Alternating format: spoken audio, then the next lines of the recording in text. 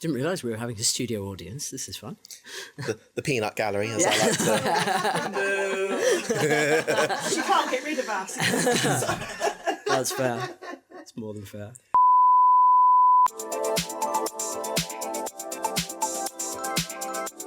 Greetings and welcome to Hot House Drag. May we please remind you that this episode could contain strong language and adult themes. So, if that's going to be an issue for you, may we kindly suggest that you off immediately. And now, please welcome your host, the UK's nuclear bombshell of drag and Hot House CEO, Kenz Blackheart.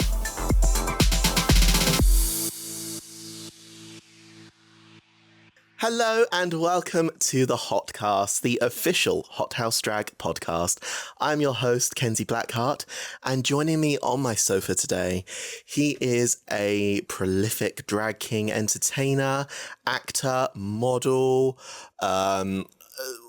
founder of Upside Down Cabaret. He does a bit of everything, really. Yeah. Please welcome the one and only Mr. Breakdown. There's applause and everything. I know. Yeah, we've got our own studio audience. It's not even canned. I thought it would be added in post. No, we've got the actual real stuff. That's the joys of filming on the ITV studio set when Lorraine isn't in. So, which is of course where we are right now. How are you, my dear? You all good? I'm all right. Yeah, I'm coming off the back of a lovely weekend down south, watching a lot of shows and running around in my mad life as I usually am. I feel that. Yeah. Any good shows that you've seen lately? Because we know that you go see some good shows. Oh, yeah. We've taken recommendations from you, so... Yes. Well, actually, last night we were at Hercules. Oh, okay. How was that? It was all right. All right, actually. okay. Yeah. I mean, it's a fantastic spectacle. It's a big Disney musical. They got a big budget, but... I don't know. I felt like the muses were giving and everybody else was trying to keep up. Yeah, I feel like with Hercules, that's the only... sort of, I don't know, grab to it is the muses. Yeah. They are just the moment. So, to be fair though, my thing about the Hercules musical, the thing that I always get distracted by, especially with like the adverts that come on like TikTok and all of that, is how the costume is like a mesh top and his nipples are fully poking through. Oh yeah. Yeah. Which is, it's distracting, but also, I don't know how I feel about that. So I'm glad to get a different opinion other than the main actor's nipples. Well, we were in row M and they were still nearly taking my eyes out, so they're still prevalent. They're still a running theme, unfortunately, in the show. Yeah, so it's if you like big pointy nipples, go and see Hercules. Yeah. Personal recommendation from us. Yeah, putting that on a t-shirt. And I also know that you recently went to go and see ABBA Voyage. I did, yes. I went to see ABBA Voyage just before I did Hot House the last time. Actually, took my mother as a present for her, and she enjoyed it very much.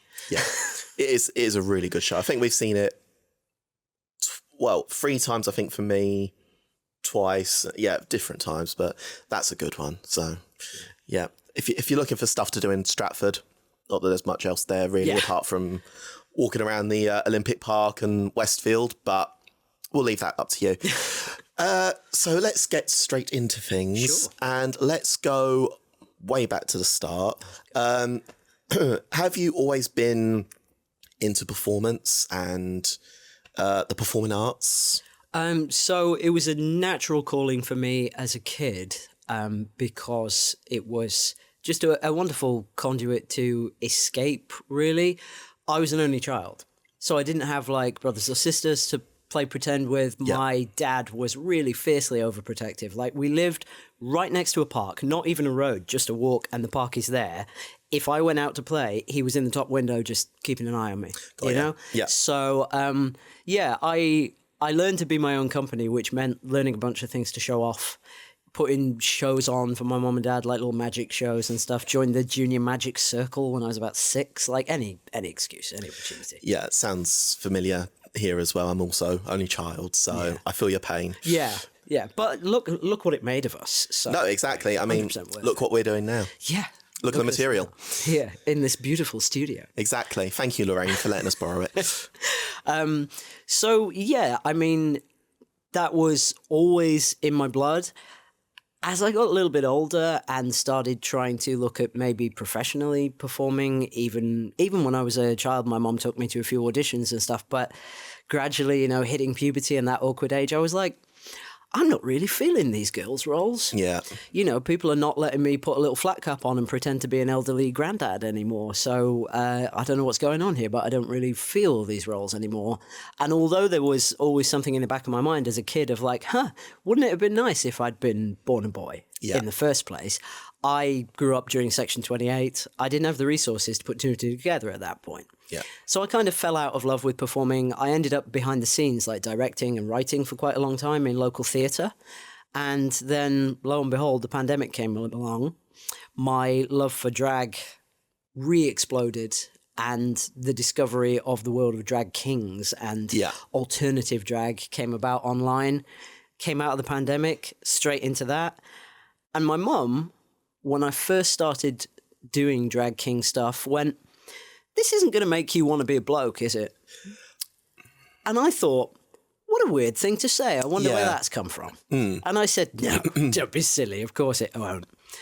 And about a year later, I told her I was transitioning. The Powerpuff Girls or Powerpuff Boys were born. Yeah, the Powerpuff Boy was born, yeah.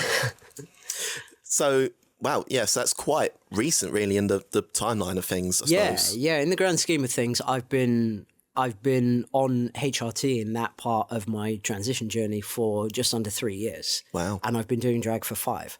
So, I spent most of that time exploring gender fluidity, celebrating my masculinity, finding the impact that this guy had on stage compared to my day-to-day life, where I'd kind of fallen out of touch with myself, wasn't really connected to who I was day to day. And then suddenly finding more and more on stage that I felt at home in ways beyond just being comfortable being a performer and enjoying entertaining people. Yeah, of course. And the power really came in, I would say, into my drag as the two met. Yeah. As I became more me off stage, I found out a lot more who Break was rather than just this vehicle for masculinity. Yeah, which is so weird to say, especially when, as performers, where you have to portray a certain character or persona or something, but when that alternative persona actually helps you discover who you are as a person, it is quite weird, and it's sort of it blurs a lot of lines as to is this actually reality? Am I just now deeply invested in this character? But no, it is funny the amount of times that being especially in drag, it just helps you realize exactly who you are. So no, it's lovely that you're going through that journey and been through all of that. So very happy for you. Yeah, I think I'm sure that you would agree. It's that kind of thing where you pull influences from things that you've loved over the years, and things from childhood, things that you want to bring back, because drag is big and bright and colourful. And we can be serious sometimes, but we want to be entertainers primarily. So when you do that and you think, oh yeah, there's that thing from a TV show I used to watch when I was a kid that I really adored, or one of the performances that I brought to you, The Man in a Hat. Yes. Where I sort of reference Jurassic Park, there's Terminator, Indiana Jones, The Mummy, all these movies that I watched when I was a kid in the late 90s, early 2000s, where I'm suddenly looking back on it and going, oh, that's why I loved it so much, because I wanted to be all of those heroes, and being able to bring that story to life on stage. Yeah. Drag's a wonderful umbrella to do all of those kind of things. Oh, amen. Yeah. Yeah, I fully agree with you there, especially with the whole childhood thing. I mean, I've fully done acts where I've done Robot Wars, which was my childhood, and yes. Like Pokemon and stuff like that. So if you're not having fun with it in that regard, I mean, what are you doing it for? So and as you sort of touched on there as well, you do sort of quite a few characters, I suppose, within your drag. Has there been a particular favourite character that you've emulated thus far? I mean, I wander in and out of character comedy because I enjoy it. I did, quite a few years ago, I hosted a show as Mr. Bean where I didn't say a word. What? Throughout all of the hosting. I just found different ways to involve the audience and drag them up on stage to do all these stupid comedy bits to introduce the next act. Fantastic. And I've never brought that back, and I think I would like to do a Mr. Bean kind of act again. probably the one, well, certainly the one that brought me to your attention, I think, through the Hot Shots pageant was Joe Exotic, the Tiger King. Yes. Which I have reprised since. And I go in and out of doing Tiger King wherever he suddenly becomes appropriate again.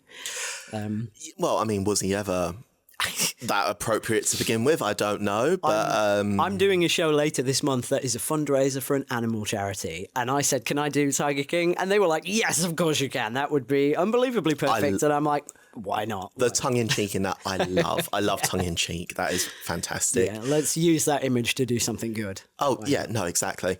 It's a bit like the that Queen in America at the moment who's doing drag shows as, what's her name, Erica Kirk. Yeah. Absolutely brilliant. I mean, like, is the purpose of art, especially not queer art, to hold up a mirror to poke fun at all 100%. of that, to raise that kind of interest in? I've never thought about it from that angle before. To engage people in a different way from what the mass media is telling you. I mean, it's all lies anyway, so why not let it be like pretty glittery lies that maybe have a bit more truth and a bit more heart to them? Oh yeah, exactly. It's showing it through a funhouse mirror. We are funhouse mirrors.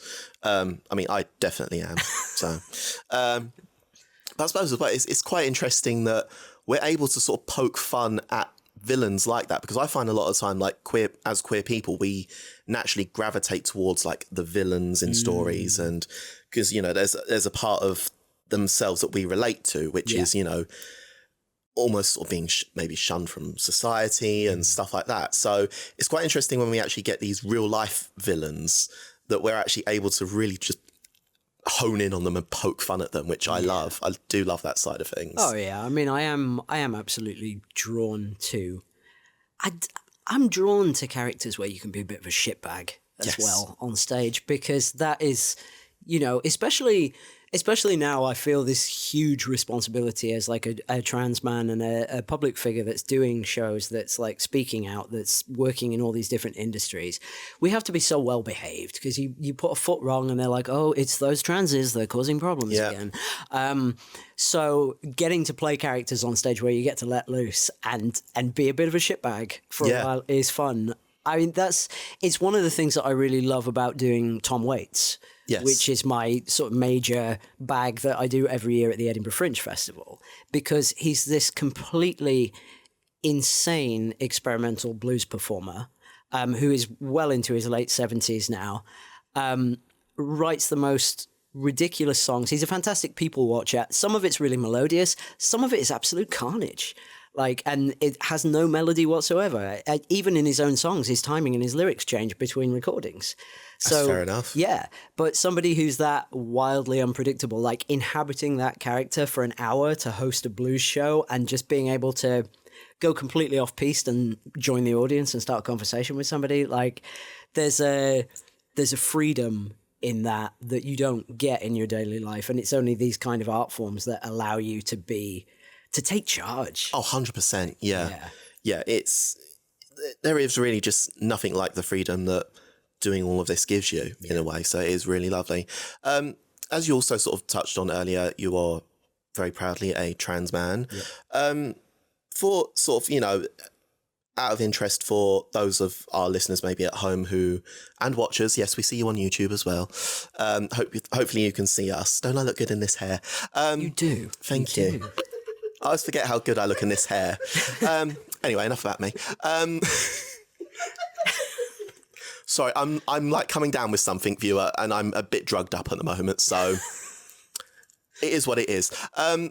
You know, out of interest, thank you, Jake, for those, you know, at home, is there something that you would maybe sort of say to your younger self in regards to your transition journey that you maybe sort of wish you knew ahead of time or was aware of? I think it's interesting because for me, talking about my journey now, I mean, we can't turn back the clock, right? So you can't have any regrets about the fact that I spent 20 years in denial before I started transitioning. Like, I really can't go back and change that. No, of course. But I also kind of the experiences that it gave me, the directions that my life took me in, the skills that I learnt during that time, I feel like it was a really wonderful like incubation period. Yes. Because when I transitioned, everything happened so fast and so right because I had still been following my gut, following my instincts, going like, I think maybe I want to try writing, and maybe I want to travel to this place and do this thing. I'd still gone and tried to do a lot of life and have those experiences. Yes. And I was drawn to things that I didn't understand why I was drawn to them, but I just followed it and went with it. So I guess the best advice really is to trust in yourself, to trust your instincts, because we get kind of fearful about life. I think you see something, an opportunity maybe that you want to go for, and think like, oh, is that really me? Am I ready? Can I do? It's just like, you won't know unless you do it. And even if you're not, so what? You're going to learn something. Exactly. And I kind of touched on that in my episode, which came out like last week. At time of recording, it would have been 2 weeks ago now. It's a weird timey-wimey thing. But yeah, it was literally the same case with me and HotHouse. It was, you're never probably going to be ready for whatever opportunity, but as I live by in life, sometimes you just have to say, fuck it. Yeah. What's the worst thing that you can happen off the back of just saying, fuck it? Absolutely. So yeah, no, absolutely brilliant. And also talking about journeys, that's a good little segue. You also live on a narrowboat, which is quite interesting. I do. Yes. As we sort of discussed backstage at HotHouse, I don't know how much you are currently living on the narrowboat, given the weather. Well, I'm about to go back on board, and I will be until October. Yes, right, there we go. Yeah, it's a bit seasonal, but yes, it's imminent, which means I've got to go and sort the whole bloody mess out when I get back there now. Fun. How did that even come about? Because that's quite a niche, a niche thing. I mean, I'm pretty niche. Like the more the best people are. Yeah, the more people learn about me, the weirder it gets. But it was something that I was interested in quite a few years ago, actually, because I used to live in like a tiny little studio flat, and I really enjoyed it. I like tiny living. I like being like quite compact and like a place for everything in its place. Yeah. Living in like a big house with loads of chores to do and stuff. Like, I got spinal disabilities. I can't be doing that kind of stuff, So like, I got really into tiny living when I was in this little studio flat trying to make the most of it, and then started looking at narrowboats and was like, oh, that's cool. Yeah. I would love to do something like that. And like, I'm not built for driving. I'm not built for cars and stuff anyway. So like, it's not like one of those things, because a lot of people are worried like, oh, well, if you had a boat and a car, how do you move them both at the same time? And I'm like, exactly. Well, not an issue for me. Also at the time I was I will say this from the lens of being a completely sober person now, but I was a big party boy, and I was like, there's no licensing on whether you can have a beer before you drive a boat. So that was a big advantage too at the time. No, that's very helpful, to be fair. I don't believe there is a legal limit for doing the barge. And It's literally slower than walking. So if you're safe to walk, then you can then you can steer. Yeah. So it was something I was interested in. Again, my mother, like, big driving force in my life. I'm sure you can relate, like a guiding light. Amen. She said to me, well, that doesn't seem like a very safe thing for a young woman to want to do. And after I transitioned at the tender age of 34, I said, I'm no longer young and no longer a woman, so I'm getting a boat. Again, fuck it. Yeah, absolutely. And I mean, it came about financially through a little bit of a tragic story, because within the same space of 6 months, I lost my grandmother and my father in the same year, which was rough, a very, very rough time. But, they were generous in what I was left. So I was like, well, in this day and age, a drag performer is not necessarily going to be able to get a mortgage. We're not on a stable income, but... Amen. Yeah, but I could have a roof over my head. I could have somewhere that is mine that nobody can take away from me. So I thought, that was the feeling behind buying her at the time, and I've been doing her up and paying through the nose for maintenance ever since. So she's probably going to cost me more than a house in the long run, but... Yeah, but it'd be the same if you had a house. I mean, a friend of mine, she bought her first house last year before. She's still doing the thing up. Yeah. And this is like a new build as well. Yeah. So, yeah, I mean, you might as well do what makes you happy. Yeah. And also for any other trans folk out there, don't worry, you don't have to get a narrowboat the moment you transition. Unless you want to, but it's not mandatory. Well, there are particularly for T-boys, there are some things like get a mullet, Yes. an arrowboat. Yeah. There's a few unwritten laws of things that we go through. I think certain phases where you go, oh, did you do that too? Yeah. Yeah. I feel like tattooing's another big one. I've not done that yet. There's time. I've not got that. There's time. I'm supposed to. I owe a tattoo to my pantomime family at the Upside Down because they all got group tattoos after the first panto, and I haven't had mine yet. I mean, what would you want to get? What would be your first? Well, the one I'm supposed to get is the word plethora. Work. Which was from a little joke that my drag wife, Miss Cherry Good, had in the story where, she, at some point she says, I think it goes something like, a good friend of mine wrote me a postcard and all it said was plethora. Oh, it means the world to me. Yeah, our pantomime is full of these jokes. Please come and see it. You need like a hot house trip. You'll need to come up and see the panto. Like big Christmas trip. I'm desperate to do any sort of trip with all of them, but the problem is like even organising my birthday dinner last week was an ordeal. I know. I saw the tail end of the group chat. That was a nightmare. Yeah. No, and to be fair, the best way that I describe my job in Hot House Drag is just herding cats. Yep. Which says it all, really. Yeah. And as you also mentioned, you are also a producer, like moi. Let's do the producers. I've been excited about this. Yes, let's talk as producers. Yeah. I feel like we're getting very, very into like the actor's studio now, but like the producers. So when did yours come about? So it will be 3 years this month. Nice. That we started the Upside Down. I say we, it was just me. I say we now because, like, obviously I have a fantastic team behind me that's grown around the show. Same, yeah. But, originally it was me looking for an opportunity to produce the kind of show that I wasn't seeing, especially in Chester. I mean, the scene is not great in Chester. We don't have a lot of gay bars. Community can be quite hard to find. There's not a lot of good hubs that you can go to. Like, we have Chester Pride once a year, which is enormous, and like this huge event, like 14,000 people come through for Chester Pride. And then the rest of the year you go, oh, where are they? I can't find any. Yeah, there's not much else here apart from the one time a year. So yeah, I mean, there's a couple of gay bars, there's a couple of regular drag gigs, and a few queens that are running those, but there wasn't variety. No, there wasn't a sit down cabaret. There certainly wasn't any availability for kings. Like Chester Pride were pretty kind to me when I was new and starting out. I would say, they gave me some opportunities that maybe other prides weren't giving to local kings, which was nice. Which is good, yeah. Yeah, because nobody else was. But yeah, they and none of the sort of bars and things were very gung-ho about like anything being king-led.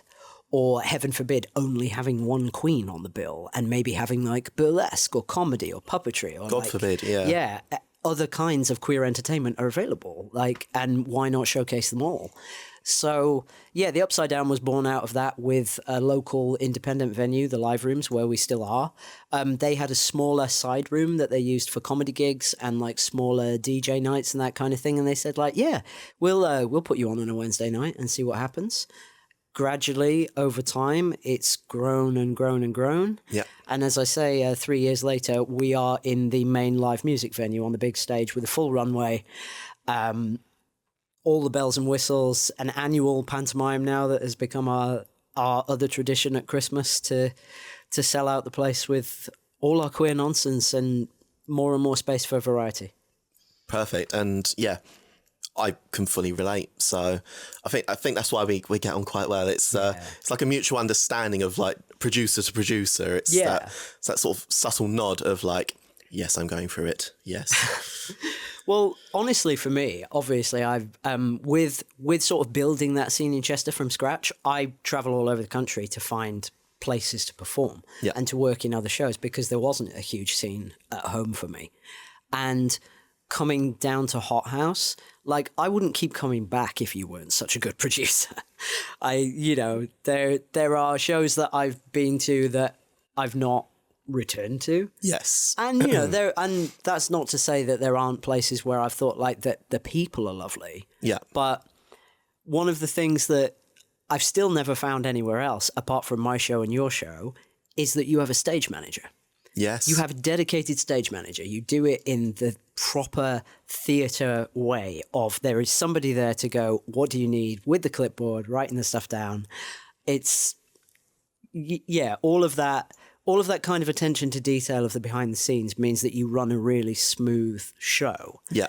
And I know for me as a performer, I've always felt really secure in that. I'm like, I don't have to ask for a set list. It's on the wall. Like I know where I'm going. I feel welcome. Like everybody's on board. Everybody knows what they're doing. And that, yeah, it's rare.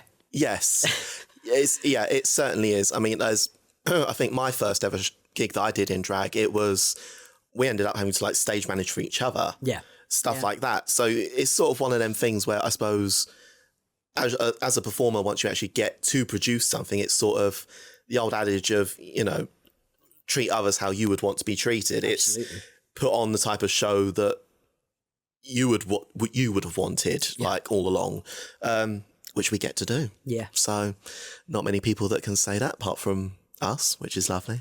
Yeah, well, with the mountain of work behind it still that it takes. But yeah, we I mean, no, you're telling me. Yeah, we get to sit here and go, yes, we run our own very successful shows that are well attended and we're a beacon of our local community, but my God, would you give us a hand sometimes, please? Like, share the post, sell the tickets, please. I don't have time to do that. I'm running the whole show. Yeah, we look very glamorous right now, but a lot of the time it's slacks on the sofa, chugging energy drinks, getting those last, bitch, I need your shit. Send me your track over. Send me this. How are we doing on tickets? It's a lot. How are we doing on tickets is the worst question in the world. I hate it. Yeah. Honestly, I try not to think about it anymore. Yeah.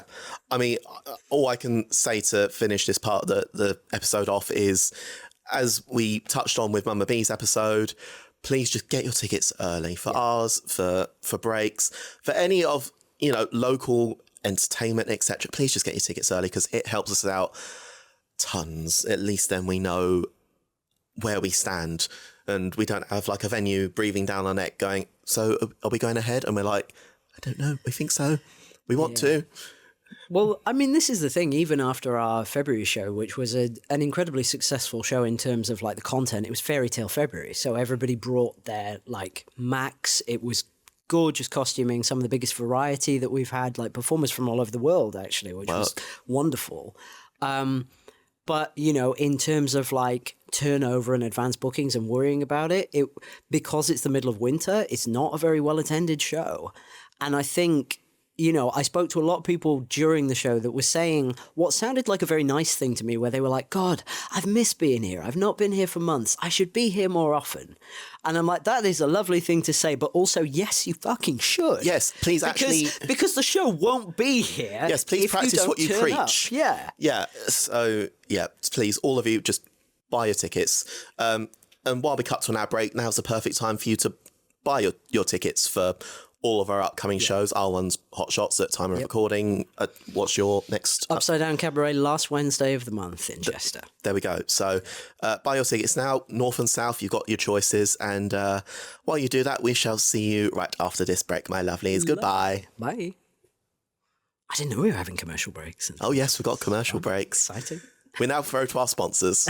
You've been injured in a car accident. Has your pussy fallen off?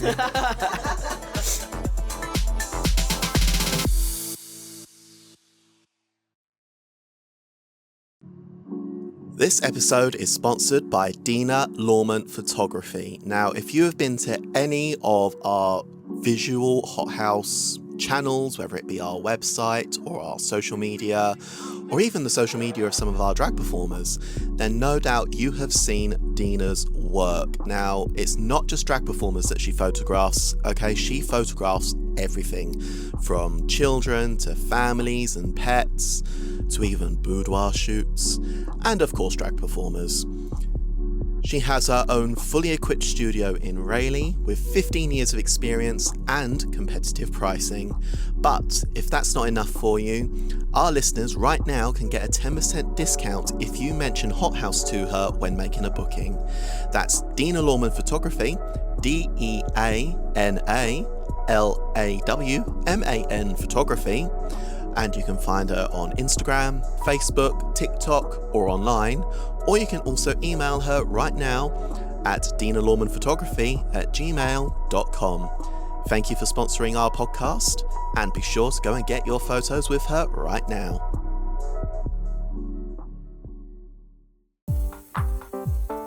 Are you looking to get even more hothouse goodness into your life? Then follow us on all of our social media channels to stay up to date with our latest news and events. Or you can visit our website at hothousedrag.co.uk to find out more and buy your tickets for our next fantastic show. See you there, my lovelies.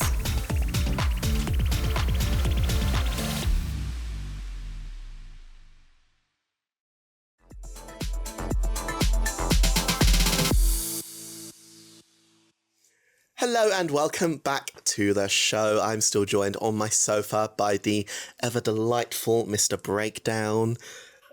What you didn't hear in the ad break was us just both dishing the absolute dirt as producers, which is always fun to do. Oh, yes. I feel like we don't actually ever really get to do that in a civilized manner without... Well, they're all there. You can't really talk about Exactly. it, can you, when they're in the dressing room? Yeah, I can't really talk about, Estella and Lois and that when they're right there, so... I mean, you can. You know they're not listening to you. Oh, yeah. And, to be fair, I badmouth them to their faces. I know they can take it. Yeah. I still call Estella big fat slag, even though she's, lost a lot of weight. But she knows I do it out of love. It's more of an energy. It doesn't Exactly. matter about the physicality. Like, big fat slag is a state of mind. Exactly. So, and that's why I do it to her. And as I say to everyone that, in my life that I love, if I'm not bullying you and all of that, it means that I don't love you. Yeah. So...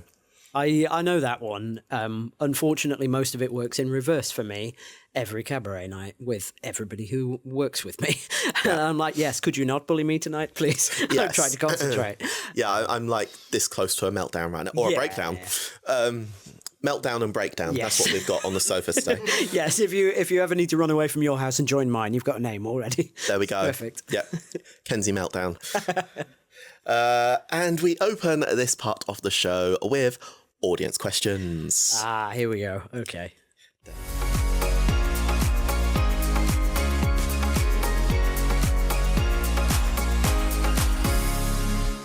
Da, da, da, da, da. Yeah. So audience questions is where you lovely folks out there get to submit your questions to our VIP guests. Thank you for doing so. And Break, I have a plethora here for you. Ah, very good. I see what you did there. Thank you. Nice, See, yeah. but, this is why I get paid the big money. I don't. I do this for free. Please tip me. So our first question comes from Ophelia, and they ask, "What's the hardest thing you face being a drag king?" Ooh. The hardest thing I face being a drag king, honestly, I know a lot of people talk about, that there's problems in the industry for kings, for swings, in-betweens, monsters, and queens who are alternative, queens who are not seen to be the RuPaul gold standard because of mainstream drag and stuff. But I don't really feel that that's the big difficulty, or perhaps I'm privileged in my position now as a king that's quite well known. Yeah. That I don't find there are barriers because I'm a king.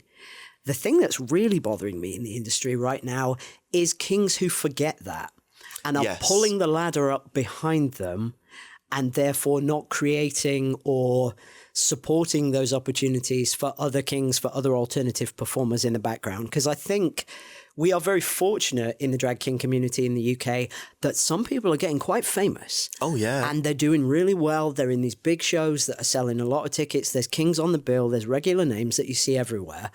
Just one or two of them out there in the community at the moment are laughing at new performers and saying things, that bother me, where they say, if they've had a falling out with somebody, they'll say things on a platform of oh, there's no such thing as community. It's not real. It's every man for himself out there. And I'm like, do you forget where you came from? Yeah, don't forget where you came from, kid. Yeah. Yeah. So, yeah, unfortunately, there's a rumbling of what we've seen over the years in drag queen culture and this, especially with the RuPaulification of everything, where there seems to be only one kind of thing that is valid. as kings become more popular, that toxic culture is permeating into drag king culture now as well. So I think as a king, the most difficult thing is facing like disappointment in people that you really admire as fellow artists when you suddenly go, oh, and apparently you've erased the first 2 or 3 years of your career. Yeah, it's a little bit like the thing of, don't meet your heroes. And, that is a massive shame, but... Yeah. But I mean, I was talking to another king about it the other day. That was he was being quite public on his Instagram story about some issues that he'd had with other people, and then we were having a little chat. I do tend to reach out if I see people talking like that because I'm like, no, please, we're not all like that. Yeah, Let me let's have a chat. And the conclusion that we both came to is lead by example. I'm not here to be out there calling other people out and things. I'm like, you do what you want in your practice, but when people come through my doors, they will find nothing but support for whatever part of their journey that they're on as an entertainer. And I can only hope that kindness breeds kindness and that people will do the same as they move forward and not forget. And can I get an amen in here, please? Because that's... Thank you, Peanut Gallery. Our next question comes from Tanwin, and they ask, what would be a song you would love to perform but are limited to by any means? Ooh, a song I would love to perform but am limited to. It's interesting because I don't really think in terms of limitations when I perform. Again, this is one of the privileges of having like a venue that I trust and a big stage and a bit of a team. Like I never thought that I would be able to perform with like showgirls, for example, but we over the last year or so at the Upside Down have worked with the lovely ladies of Jazz Kit Burlesque, who are about to join us this month, actually in March, as our resident showgirls from now on.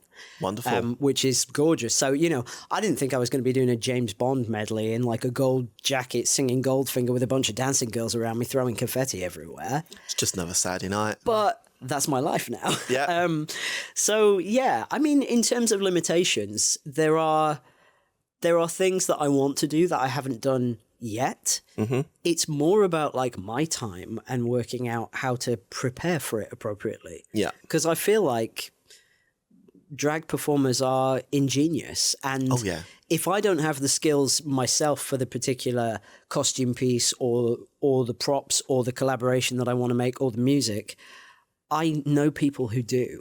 So being able to reach out in collaboration and say, hey, I want to do this really crazy thing. Like I have this Panic at the Disco song that I've wanted to do for ages.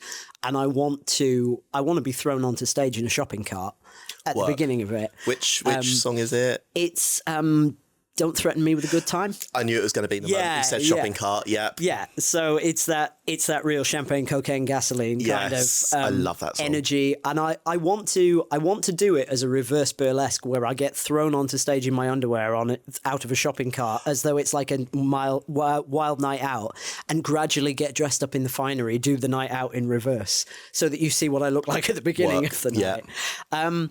The only thing that's limited me from doing that number at the moment is we are waiting on our accessibility ramp to be built for the runway, which is a project that we're basically just working on in our spare time with our wonderful tech guy, Liam, who was like, oh yeah, I could build you a ramp. So yeah, we're going to be fundraising for that very shortly, amongst a few other things that we're doing for the show. So I'm just waiting for a ramp with that level access to get that shopping cart up there, and then that'll be the first number I do as soon as we've got it, regardless of theme or whether it works for the show. I'm going to do it. There we go. And is there a particular supermarket you're stealing the shopping trolley from, or just whatever's on the side of the road first? Side of the road. I mean, you'd be surprised what ends up in the canal alongside the boat. So. Yeah. I mean, I live in Basildon. We're everlasting getting shopping carts and that, and God knows what, literally just in the greenery out the back of our house. So if we come across one, I was going to say, if I see one, I'll take it home with me now. Yeah, it's fine. Yeah, it does. I mean, the council don't do anything about it, so someone might as well. Recycling. Yes, exactly. Reuse, recycle. And that was a nice little council joke there for Papa Blackheart, because I know that he appreciates all that stuff. Literally the only time that we actually got anything done was when the councillors were going like door to door, like, hearkening for votes and that. Dad mentioned all this stuff. All of a sudden it got done. Funny that. Yeah. Funny that. So our next bunch of questions come from Sinclair. Okay.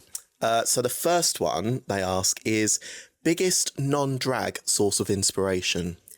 My biggest non-drag source of inspiration. I mean, maybe it's kind of a broad thing to say, but music in general. Yeah. I find music incredibly inspiring, whether it becomes something that ends up in my drag or not. Yeah. Even just as an actor and as a performer, it can take you through so many different emotions and moods. I know like a lot of drag performers have like their getting ready playlists or their things that they'll play to pump themselves up with the right kind of energy before they go into things. I'm a big fan of live music and live entertainment of whatever kind. Like it doesn't have to be drag, but if I go too long without having seen something live on stage or in a concert and a gig, I feel like a part of my soul's missing. Yeah. Like I need to be, you know what they say, like the old adage, if you're a writer, then you need to read. Yes. I feel like if you're a performer, you need to audience. You need to be there to see other 100%. people's artistry and to remember what it's like to feel alive in that audience and awakened by something. Like, yeah, I'm constantly inspired by other people's ingenuity and their artistry, even if it's not something directly that I want to do, just like... Oh, 100%. Because we were talking about Hercules at the top of the show, of course. The night before that, we went to see Peter Capaldi in concert. Oh, wow. Yeah, because he, at the tender age of 69, has decided he wants to be a rock star. And I'm like, he is a rock star. I mean, it was such a good show. Of all the, like, you know, crazy old white guys out there to do so, he gets the golden pass for it. He's 100% got the pass for it. And it was, you know, I didn't really know what to expect. I've heard some of his music before. It's very like new wave. It's a bit Bowie inspired. Like I was like, I'll like this. And I love him anyway. Like he's one of my favorite actors of all time. So I was like, why not?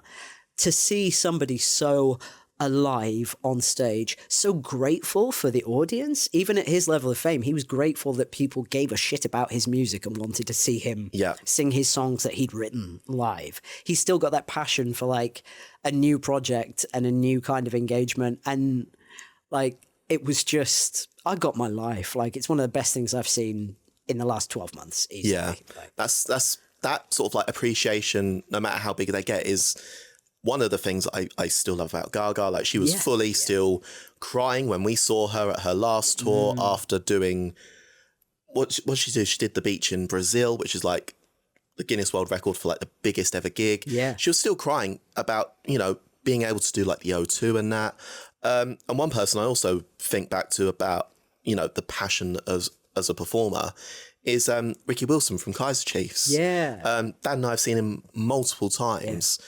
And it doesn't matter what stage they're on, etc. He will still climb on speakers and just go absolutely apeshit, and because he just loves doing it. Yeah, it just pours out of him. So I think there's something in it about what we were talking about, like not pulling the ladder up behind you. I think if you remember why it was so important to you in the first place, then it stays alive in you, and that comes through to the audience, and it's just this feedback loop of like joy and energy. Exactly. It's so infectious, and like you say, you end up going to see a performer time and time again just because you love the way it feels to see them do what they do. Exactly. Yeah, 100%. The next question from Sinclair, they ask, got any good recipes? I may preface this with, I know who this is. Welcome to the cooking part of the show. Sinclair is not his name, but I know who's sending this in. He is part of my stage management duo, who are a husband and wife team who cook for me, I would say probably about 80% of my life. So I spend a lot of time with them, and they're both fabulous cooks. So saying, got any good recipes, I would not dare recommend a good recipe to him because he cooks all of my favourite food. And if he doesn't, his wife does. So, good recipes. Maybe that homemade vegan chorizo that you made last weekend, whatever that was. Maybe we'll send people back to you for the recipe. Yeah, just drop the recipe below in the comments. Yeah. The next question from Sinclair, they ask, best thing you've ever done? The best thing I've ever done? There's a few obvious things that spring to mind. I mean, obviously, like the transition sounds like it should be the answer, but there was something else that came to mind, and I feel like I'm going to roll with it because this is what I do. to officiate my father's funeral was probably the most important and best thing that I've ever done. As I say, I lost him, and he was a huge, huge influence in my life. It was pre-transition for me, but not pre-drag. Right. So he had seen me doing kinging. He'd seen me on stage at Chester Pride. He missed, I think, the beginning of the Upside Down. That was just slightly after his time. But he knew I was doing the Edinburgh Fringe, and he was all for like whatever direction this was going to take me, and saying like, you know, I knew my kid was going to end up on the stage, and this is finally what's happening. This is going to be right for you. So when he passed, he wasn't a particularly religious man at all. And the idea of having somebody come in who didn't know him, giving them some information for them to stand up there and talk about his life. Yeah. I was devastated. I was in bits, but I thought, no, it's not right. Nobody else can do this. No, exactly. And there was a certain empowerment in doing something like that at the most difficult time in your life, when you have lost like this core person who's this enormous cheerleader and this driving force that always made me believe that I could do anything I wanted to. If I could do that then for him, I can find that motivation within myself to do anything else that I want to do in my life, whatever the adversity, because, yeah, if you felt at the worst, lowest low of your life and still stood up and achieved something to honor somebody that you love, then you have that power in you always. Amen. Now give him a clap. Give him a clap. Might as well put you all to good use. And the final question from Sinclair, they ask, preferred Mario Kart character. He knows this. We play Mario Kart all the time. He wants the people to know. I usually play as Koopa Troopa because I'm just a little guy. Yeah, I don't like the big bouncy characters that bash you about a lot. I like to be a little nippy, usually on a bike. Yeah. Usually on the little mini bike with the little squeaky wheels, just to zoom in and out of people. I'm one of those annoying people on Mario Kart that stays in like maybe 9th or 10th for the first 2 laps. Got ya. And then comes from the back and suddenly wins it. Okay. Yeah.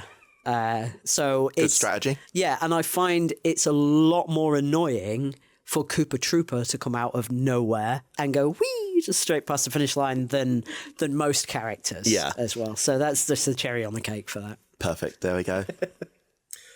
If anyone was wondering, if I'm competitively playing, I play as Dry Bones. Ooh. For some reason, I find them very good. Mm-hmm. But the modern Mario Kart these days, I play as what's the singing lady? Singing lady, Rosalina. Rosalina, yeah. There we go. Just because. I love it. For the modern Mario Kart player, yes, there is Rosalina. Or for the old school, Dry Bones. So we're now out of Sinclair's questions. Thank God. And Anonymous asks, would you rather have feet for hands or hands for feet? This is the hard-hitting journalism that you come for. This is really hard-hitting journalism. I think, assuming that the other one doesn't become opposite as well, I would rather have more hands than more feet. Same. So I'm going to say hands for feet. Yeah. Because then you've got more hands to maybe do things with, juggling this producer's life. I may have to be wheeled around a little because I'm not sure how. I'm highly dyspraxic, so I'm not great on my feet as it is. Maybe I'd be like more dexterous with hands for feet. I don't know. If only there were a way to find out. Yeah. Yeah. I mean, surgery can do wonders these days, but not quite there yet. So yeah, we're not quite at, I mean, we can, correct our genders and all of that, and however your face that you think should look, but no, unfortunately, limb swapping like that isn't possible yet. But maybe in a Hunger Games future, maybe. Yeah, we support you if that's your journey and your aspiration, and we're sorry that the surgery is not available for you yet. No. But the good people of Turkey are working on it as we speak. So they will be the world leaders. Oh, 100%, yeah.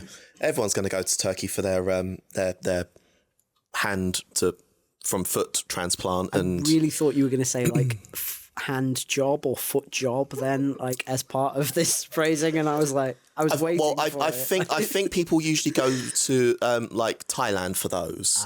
But no, for like a transplant, I think we'll go Turkey. Transplant. There we go. And our next question comes from someone called Jake. If you, Ace, Joey, Louis, and Austin did a group king number together, what would you do? Gosh, I mean, in that kind of dream team, that kind of skill set, you know what I'd really like to see is like a King's version of Kiss, the band. Yes. Like, I don't really have a particular character in that I would want to play. I just feel like that particular combination, and knowing also accidentally that Ace and I turn up in the same outfit quite often, yes, like in our PVC and like things like that. So I know for a start that Ace has already got half the wardrobe available. Yeah, and I feel like height wise we'd all suit each other really well in that. Like nobody's going to be a towering giant. In fact, we could all put platforms on, so we might even be like half as tall as Estella at that point. Maybe. Maybe. I feel like though the problem then though is that you start to like you run the risk of vertigo. So that's true. Yeah. I can't be in platforms for too long. Yeah, I am quite scared of heights, so it's quite difficult to be up that high at that point. Oh yeah, I'm like 6'3" anyway, so that's why I can't wear platforms, because I do get like a bit of vertigo when I am wearing like anything too high. Personally, I'm really glad that you're sitting down, because if I had to gaze up at you for this whole podcast, I would start to feel quite, Oh, you'd literally just see like my waist down. Yeah. So yeah. It's not easy being a 6 foot something model. No. I'm not even the model on the sofa. Our next question comes from another anonymous, and they ask, what's the place in the world you could live in forever other than the UK? Other than the UK? That's interesting. I'm quite an avid traveller. I feel like travel is it's important to me in terms of, broadening my experience of the world and culture. There's quite a lot of places. I used to say Chicago, because I really loved Chicago in like the heyday when I went there a few times when I was in my kind of mid-20s.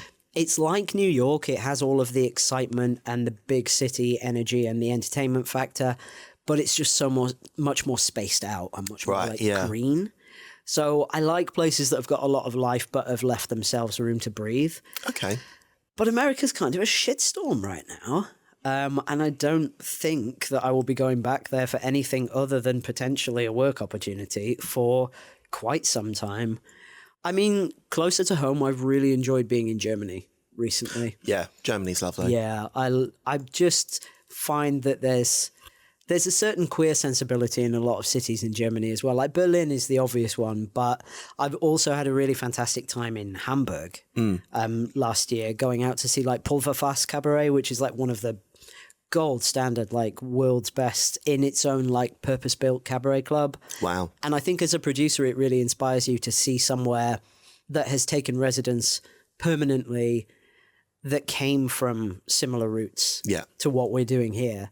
To be a place that has like their monthly show is every night of the week, the same show, and it changes month on month. So rather than just building to that one show at the end of the month as we do, that is now completely resident and people from all over the world are coming to see it.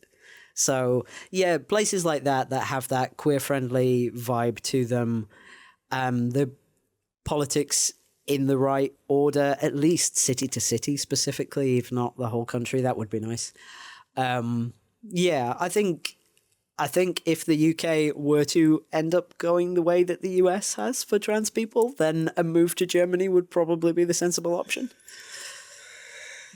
Yeah. Yeah. It sounds like a good bet. Yeah. Yeah. Let's hope that it doesn't come to that, obviously. No, hopefully not. That's why we keep fighting. Yep. And the final question for you comes from someone called Daddy Delight. And they say, quick cue, why are you so fucking sexy, and can you give us all a break, please? Well, this one, in that case specifically, goes out to Daddy Delight. No, I can't give you a break. This is just my face. This is just my voice. This is just what I look like.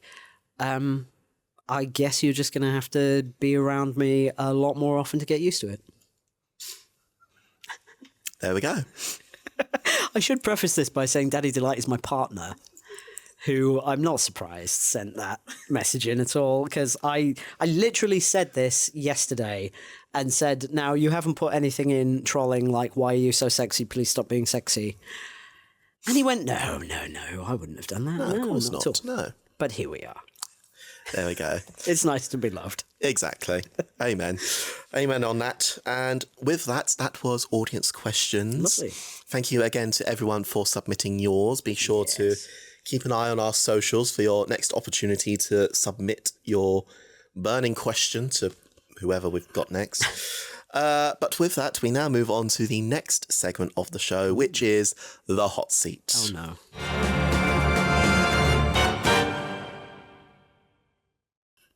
Dun, dun, dun, dun, dun, dun, dun. A little tune, why not? Exactly. So the hot seat is a rapid fire quick question round. All I need you to do is answer to the best of your ability, the first thing that comes to mind. I say it's quick fire, rapid, but go at your own pace, to be honest, at this point. Say, you know how much I talk now, so like rapid fire maybe anywhere from like 5 to 500 words for an answer. But we'll see. It's fine. We've had worse. It's fine. It's all good. Are you ready? Sure. Yeah, let's go for it. What is your favourite word? My favourite word at the moment, discombobulated. Work. I'm saying that a lot right now. I'm feeling it a lot. It's my truth and I'm speaking it. Relatable.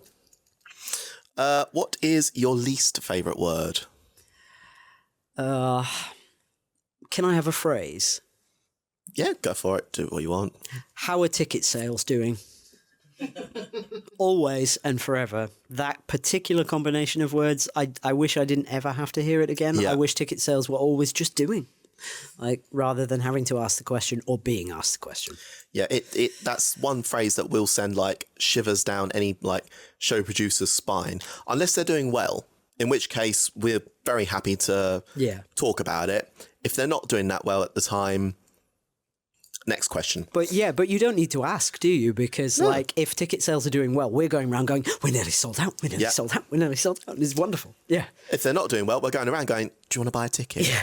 Would you like Please to buy a would you like to ticket. come to our show? Why are they not sharing the fucking Instagram post? Yeah. Please just share the fucking Instagram. What turns you on creatively, spiritually, or emotionally? People who love what they do. People who are willing to be totally vulnerable, authentic, truthful, even if they're afraid to do it. Just throwing in and being authentically themselves in the moment. There's no bigger turn on for a creative person than that energy coming off of other people, because it inspires you to do the same. 100%. In the same regard, what turns you off? Gatekeeping. That's obviously a major thing, like these prejudgments of when people are already like, okay, that kind of attitude as soon as you come through a door, I'm like, oh, all right then. Yeah, well, let's turn it down. Yeah, just attitude, like for no reason. Yeah, unwarranted. Yeah. What sound or noise do you love? Can't say that. I mean, say what you want. I'll bleep it if it's bad, but no, that one's not suitable for podcast under any circumstances. What sound or noise do I love? I mean, honestly, I kind of like silence. I live in quite a busy world and a busy life, so there's something I think I'm going to enjoy about being back on the boat when you can just hear just that light traffic, few birds, maybe a muffled conversation going by somewhere, but there's actually just nothing because you're a little bit removed from the world. Relatable. Yeah. What sound or noise do you hate?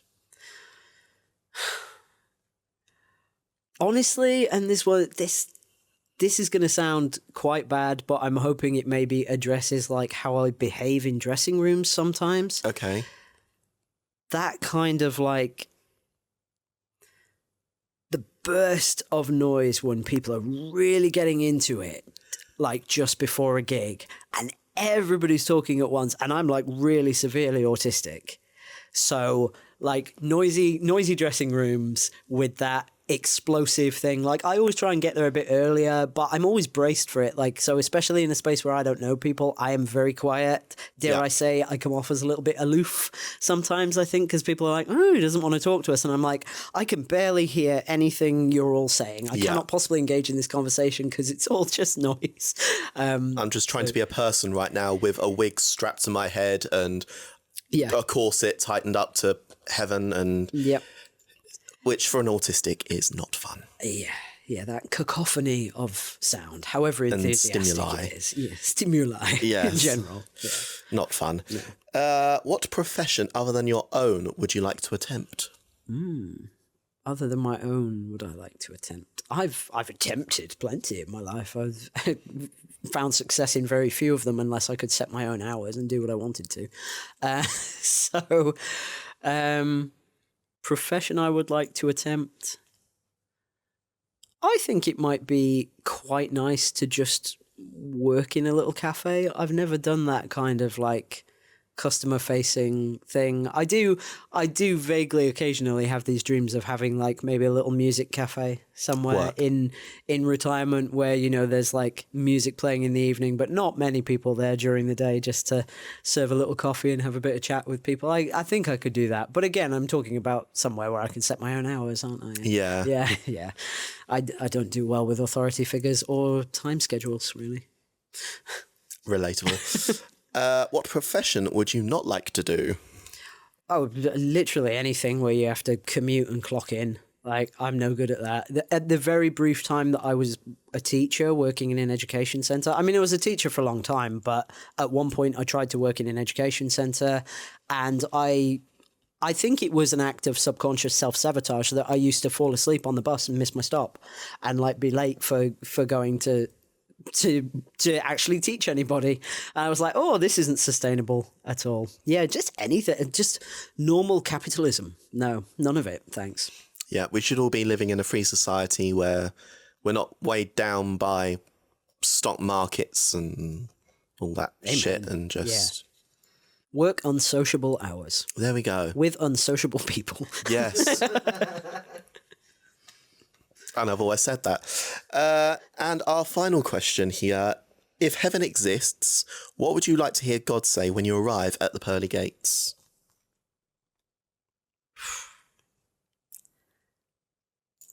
Honestly, that my dad's waiting for me. That is, I can't make up some like pithy drag kind of answer. If heaven does exist, that my dad is waiting for me and that he saw all this. Yeah.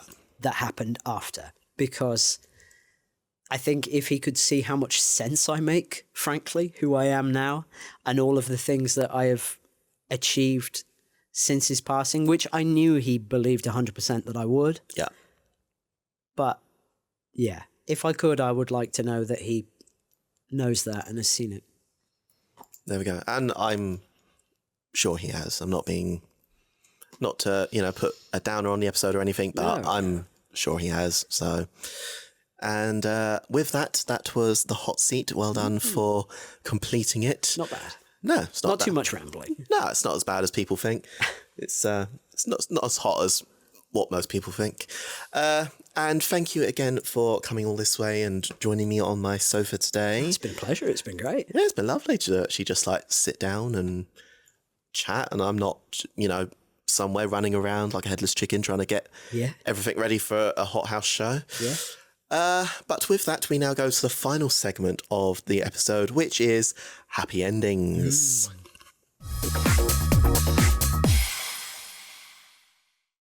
So, happy endings is the part of the show where we like to finish things off on a light-hearted, positive note, a la the Hot House way. So, for example, my one for this episode is going to be the city of Rome. Ding dong, indeed. Yes, at time of recording, I've not long gotten back from Rome for my little 30th birthday excursion, courtesy of my amazing boyfriend, Jake, who has ironically just left the room to get the As doorbell. you're saying a lovely thing about him. I know the he's left room. one time I say something nice about him and he leaves the room, but also to my parents for spending money and treating me in that way. But yeah, just Rome in general. What a place! Just stunning. So that's my happy ending for this episode.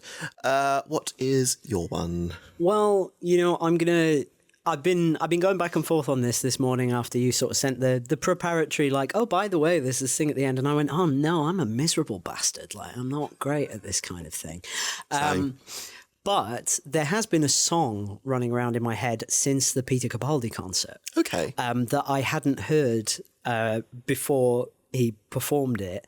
And he prefaced it with, this is a song about delusion and how it keeps me going.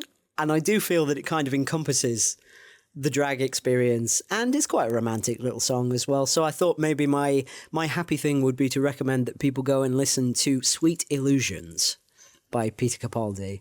It's just a joyful, happy little tune about believing in nice things, whether they're real or not. Perfect. There we go.